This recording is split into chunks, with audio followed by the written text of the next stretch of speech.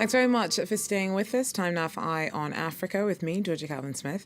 Tonight, hundreds of thousands of people across Mozambique, Zimbabwe and Malawi are still at risk in the aftermath of the devastating effects of Cyclone Idai.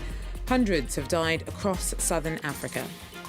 Also, Tunisian forces kill 3 jihadist extremists suspected of beheading shepherds along the border with Algeria. Security forces have struggled to flush out militants who use the vast mountainous region of Kasserine as their base. And I'm joined by Martin Fayulu, the Congolese opposition candidate, who says that he won December's polls and not current leader Felix Tshisekedi. The Catholic Church and foreign analysts say that the data backed up his claim, but the Constitutional Court didn't agree. But first, torrential rains continued and Mozambique began 3 days of mourning on Wednesday for more than 200 victims of Cyclone Idai. Aid workers are still desperately trying to rescue people who've been clinging to trees and huddling on rooftops since the cyclone hit over the weekend. Zimbabwe fears that around 350 people have died and floods may have swept some victims over the border into Mozambique. More than 1 million people have also been affected in Malawi. Nicholas Schimmer has more. The cyclone struck the city of Beira in Mozambique nearly a week ago, but the devastation was such that rescue operations are still ongoing. This man was rescued from the top of a tree and airlifted to safety. On Tuesday, 167 people were rescued from trees and roofs, but the Red Cross said it lacked the means to pick everyone up and that its priority was to save children, pregnant women and those who were injured. Aid agencies said they were prepared for the cyclone, but not for the massive floods that followed. Beira residents confirmed it was one of the worst storms to hit the region in decades. I'm 60 years old, and I've never seen anything like this. In Zimbabwe, President Emmerson Mnangagwa visited the town of Chimanimani. He promised houses would be built with stronger materials in the future. In rural areas, many people cannot afford cement to build their homes. Mnangagwa said more humanitarian aid was coming. I don't want to hear that someone has died of hunger here. We have enough food aid coming for everyone. In Malawi, the United Nations said nearly 1 million people have been affected by the cyclone, and more than 80,000 have had to leave their homes and live in makeshift camps like this one.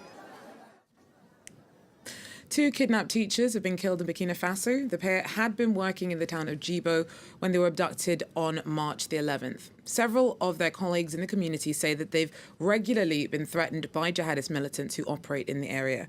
The extremists are opposed to Western education and have been targeting schools. Thousands in the area have closed recently, and staff are asking for more support from security services. What we're asking for is security for our schools. For instance, by having the schools cordoned off. It's an important security measure. Today, there is a real fear in Djibo and other towns where this kind of violence is growing. And this is why we're asking for extra security measures, as well as psychological assistance for people in affected areas. Tunisian security forces have shot dead 3 Islamic State-linked militants suspected of having killed shepherds in the region of Kasserine. Security forces regularly search the mountainous border areas in a bid to flush out jihadist groups.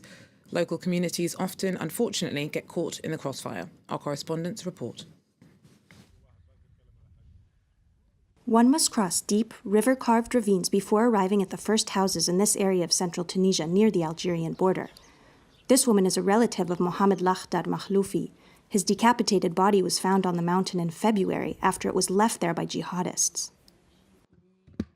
On Tuesday morning, he didn't come home as he usually did. I didn't have phone credit, so I didn't call him until the afternoon. His phone was off that day and Wednesday as well. Everyone went to the mountain to search for him, the whole family and the neighbors. We found his head and then his body 50 meters away. It was 2 hours before the police and military arrived. Since his death, this woman and her children don't feel safe. Some families have since fled in fear. Others face a dilemma: stay and risk being targeted by extremists operating nearby, or leave their home and source of income. We're afraid the mountain is now off limits, but it represents our livelihood. Our sheep graze and drink water there. We go there to find wood. A few kilometers away in the region of Kasserine, locals have grown used to seeing armed groups come down from the mountain for provisions or to escape from soldiers. They're smart. They know where to go. If soldiers ambush the mountaintop, the terrorists come down and hide in these ravines. They move a lot. This man doesn't have faith in Tunisian authorities and bought a gun in Algeria to protect himself. People living in the mountains are caught in a crossfire. Police often accuse us of helping terrorists without informing authorities. But if we inform them, we must leave home to avoid being killed. The National Guard patrols this largely rural area. They rely on communities to help with intelligence gathering, but informants can pay a high price for assisting security services. Extremist operators had accused Mohamed Lakhdar Makhloufi of being a spy. Citizens help us and we try to protect these areas at the foot of the mountain. But this doesn't mean we can be in the proximity of every house. Unfortunately, these villages are dispersed across kilometers of land, so complete coverage is impossible. Over the years, Tunisia has made progress in its fight against terrorism. There has been no large-scale attack for 3 years now. But in the mountains, the threat remains. On March 19th, Tunisia's National Guard killed 3 terrorists in the region. Now, 2 months on since DR Congo's first ever democratic transition of power, and tensions abound at the top. President Felix Tshisekedi is braced for a standoff with former President Joseph Kabila's camp after blocking several senators from taking their seats after elections that gave Kabila's FCC an overwhelming parliamentary majority. Now, Tshisekedi's struggled to step out from under Kabila's influence, and his own mandate's been undermined by opposition leader Martin Fayulu's claims that he really won December's vote. He's accused Tshisekedi of having struck a deal with Kabila to get the top job. Now, the Catholic Church and some foreign observers say that data backs his claims up. He joins us now. Martin Fayulu, thanks very much for coming in. Now, currently, DR Congo still doesn't have a government. What do you think this says about the viability of a coalition between Kabila's camp and Tshisekedi? It's a kind of a suicide. Tshisekedi, I think what he has done, he betrayed the Congolese people. Congolese wanted the Kabila system to go. Congolese wanted the change.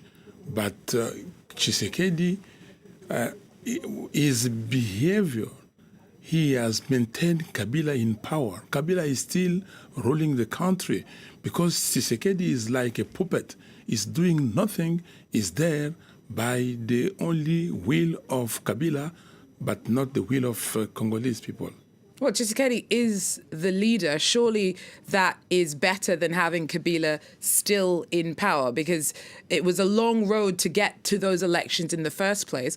Do you not see it at all preferential to have Tshisekedi leading rather than Kabila, despite all the limitations and the problems? Tshisekedi is not leading. This is the problem. The issue is why Tshisekedi accepted the deal with Kabila. And Tshisekedi has to tell everybody what is in there, what is the deal. Why he is now appointing Kabila's people. Why he cannot form the government if he's really the guy who's ruling the country. Kabila thought that he has to stay because he knows what he wants to say in power. Congolese want the change. Congolese want Kabila and Tshisekedi to go. That's why I continue to say that Congolese people went to vote and they voted MPs, member of parliament, and voted also the president. And the president is not Kabila, he's not Tshisekedi. You say that the Congolese people want Tshisekedi and Kabila to go, but they voted against, Kabila's out, but the Constitutional Court found that Tshisekedi won that vote. Why are you still so sure that it was you who won those polls? You just said that the Catholic Church and many observers, they came out with figures, and those figures, it was clear that it's not Tshisekedi who won the election. The figures were clear that Kabila was refused by Congolese. So why do you think the Constitutional Court found otherwise? Because the Constitutional Court is the judges were appointed by Kabila to work for Kabila. Now, were you and Tshisekedi were pretty close before the polls. That's right. Were you disappointed by what happened personally, not just politically? No, it's not the kind of my own issue. It's the people issue. It's the Congolese. Tshisekedi deceived the Congolese. Tshisekedi deceived or betrayed the Congolese. The Congolese told us, please, you guys, work together. We want you to be together and give us one common candidate because we want Kabila system to stop. We want change. We want development. We want Congolese to live in prosperity. We want to recover the Congo. We want the corruption to be behind us. But what Tshisekedi did is something unbelievable. Nobody can accept. You're saying nobody can accept, but what are the options? What happens from now? The option is the truth of the poll. We have to recount the ballot. If they think that is impossible to recount, we have to redo the election because I think the Congolese people, the will of the Congolese has to prevail. And the rule in democracy is the winner has to be the one who has to rule the country, not the loser. Were you disappointed by the international reaction to the treatment of some of that data that was released, suggesting that yes, you were in fact correct, that the numbers suggest that you did actually win? No, my disappointment is only because it looks like the international community is going for the easy solution. But what I want, they have to go deeply and see what's happening, what Congolese want, what the will of people, what they did, why they wanted the change, why today Kabila want to remain in power. We have to analyze all those questions and to see what is going on really.